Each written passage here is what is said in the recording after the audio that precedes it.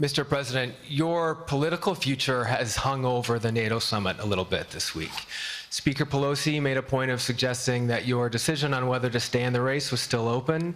George Clooney and a handful of lawmakers have called on you to step aside. Reuters is reporting tonight that UAW leadership is concerned about your ability to win. UAW just endorsed me, but go ahead. Thank you. My question for you is, how are you incorporating these developments into your decision to stay? And separately, what concerns do you have about Vice President Harris's ability to beat Donald Trump if she were at the top of the ticket? Look, I wouldn't have picked Vice President Trump to be vice president until I think she was not qualified to be president. So let's start there. Number one, the fact is that the consideration is that I think I'm the most qualified person to run for president. I beat him once, and I will beat him again. Secondly, the idea, I served in the Senate a long time. The idea that senators and congressmen running for office worry about the ticket is not unusual.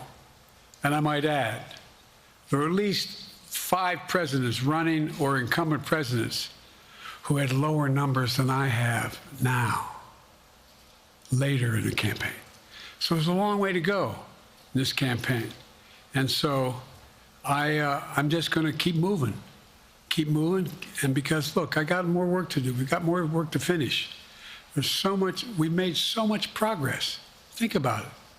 Think about where we are economically relative to the rest of the world. Name me a world leader who wouldn't want to trade places with our economy. We've created over 800,000 manufacturing jobs, 1.5 million jobs. I mean, so things are moving. We got more to go. Working class people still need help. Corporate greed is still at large. Their prices, the corporate profits have doubled since the pandemic. They're coming down. And so I'm optimistic about where things are going. Danny Kemp, AFP. Thanks. Thank you, Mr. President. I wanted to ask you about your, you mixed up Presidents Zelensky and Putin earlier today. And you now have sort of your key allies, including the British Prime Minister, the President of France, and the German Chancellor having to step in and make excuses for you on that. And officials here are saying off the record that your decline has become noticeable. Hasn't this now, frankly, become damaging for America's standing in the world? Thank you. Did you see any damage to our standing in my leading this conference? Have you seen a more successful conference? What do you think? And the Putin piece, I was talking about Putin, and I said, and now, at the very end, I said, here, I mean, Putin. I said, no, I'm sorry, Zelensky. And then I added 5 other names. Look, guys, the idea anybody suggests that we haven't had an incredibly successful conference. How many times did you hear in that conference, I know it sounds too self-serving, but other leaders, heads of state, in thanking me, saying the reason we're together is because of Biden, because Biden did the following. Look, folks, this is, well, anyway, I thought it was the most successful conference I've attended in a long time, and find me a world leader who didn't think it was. Next one, Nancy Cordes, CBS. Thank you, Mr. President. You mentioned other instances in history where presidents have faced a challenge, but what makes this moment in history so unique is that it is not your enemies who are calling on you to reconsider your decision to stay in the race. It's your friends, supporters, people who think you've done a great job over the past 4 years. Have you spent time thinking about what it would mean for your legacy, which you've worked decades to build, if you stay in the race, despite the concerns that voters say they have, and you lose to someone who you yourself have argued is unfit to return to the Oval Office? Well, look, I'm not in this for my legacy. I'm in this to complete the job I started. As you recall, understandably, Many of you and many economists thought my initial initiatives that I put forward, can't do that, it's going to cause inflation, things are going to skyrocket, the debt's going to go up. What are you hearing now from mainstream economists? 16 economic Nobel laureates said I've done a hell of a job.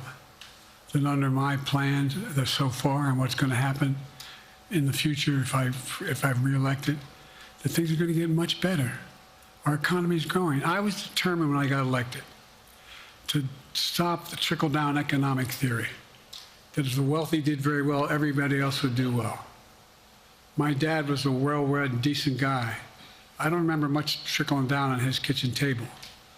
Middle-class people and working-class people need help.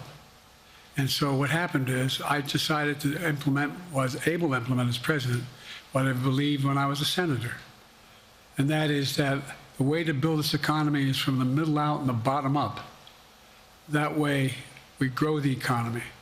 And the wealthy still do very well. They do fine. And guess what? Find me an economist, a mainstream economist who said we haven't done well. What have we not done that isn't working right now? And so we got more to do, though. We got to finish the job. And by the way, I come from the corporate state of the world. Delaware has more corporations registered in Delaware than every other state in the nation combined. I'm not anti-corporate, but corporate profits have doubled since the pandemic, doubled. It's time things get back in order a little bit. It's time, for example, if I'm reelected, we're going to make sure that rents are kept at 5% increase in corporate rents for apartments and the like and homes are limited to 5%. We're going to make a lot of changes that I've been talking about because we're going to continue to grow this economy. And by the way, I know, remember how I got so roundly criticized for being so pro-union, not labor, union. Well, guess what? I've been the most pro-union labor president in history. Not a joke. And guess what? We had the Treasury Department do a study. When unions do better, everybody does better. Everybody does better. And we talk about how, for example, remember when we talked about getting the computer chip industry back in the United States? Used to be 40% of the industry. We invented the chip. 40% of the industry was in the United States. And former presidents decided that the best way to do it is find the cheapest labor in the world, send the product over there and import what the product was. And so what did I do? I was told not to go over to Europe, to Asia, including Europe, but Asia. And I remember going to South Korea, convincing them to invest $20 billion in the United States to build computer chip factories. And I asked why when they finally decided to do it. And the answer was because you have the safest economy in the world and you have the best workers in the world. So the whole idea here is we've invested, there's over $50 billion in investment in computer chip manufacturing just coming into being. None of you thought that would happen. None of you thought that would happen. But it's happening. It's happening. And it's going to grow economies all through. And by the way, red states and blue states. Matter of fact, there's as much in red states as blue states. I've made no distinction.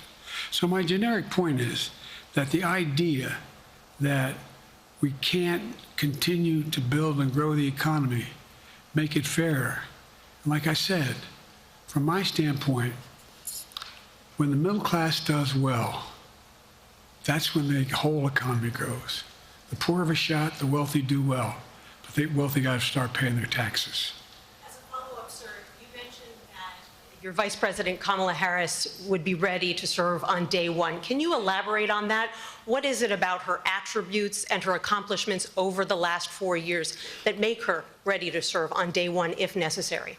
First of all, the way she's handled the issue of freedom of women's bodies to have control over their bodies.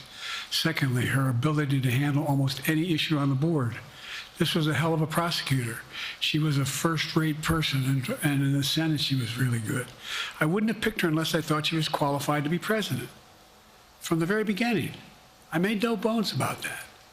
She is qualified to be president. That's why I picked her. Felicia Schwartz, Financial Times. Thank you, Mr. President. Presidency is the most straining job in the world, and it's 24/7. How can you say you'll be up for that next year, in 2 years, in 4 years, given the limits you've acknowledged that you have today? The limits I've acknowledged I have? There's been reporting that you've acknowledged that you need to go to bed earlier and your evening around 8. That's not true. Look, what I said was, instead of my every day starting at 7 and going to bed at midnight, it'd be smarter for me to pace myself a little more. And I said, for example, the 8, 7, 6 stuff, instead of starting the fundraiser at 9 o'clock, start at 8 o'clock. People get to go home by 10 o'clock. That's what I'm talking about. I'm not talking about, and if you looked at my schedule since I made that stupid mistake in the campaign, in the debate, I mean, my schedule has been full bore. I've done, where's Trump been? Riding around in his golf cart, filling out his scorecard before he hits the ball? I mean, look, he's done virtually nothing. And I have, I don't know how many, don't hold me to it, roughly 20 major events. Someone with thousands of people showing up. And so I just think it's better. I always have an inclination, whether I was playing sports or doing politics, just to keep going, not stop. I just got to just pace myself a little more. Pace myself. And the next debate, I'm not going to be traveling into 15 time zones a week before. Anyway, that's what it was about. That's what it was about. And by the way, even with that, I love my staff, but they add things all the time. At the very end, I'm catching hell from my wife for that. Anyway.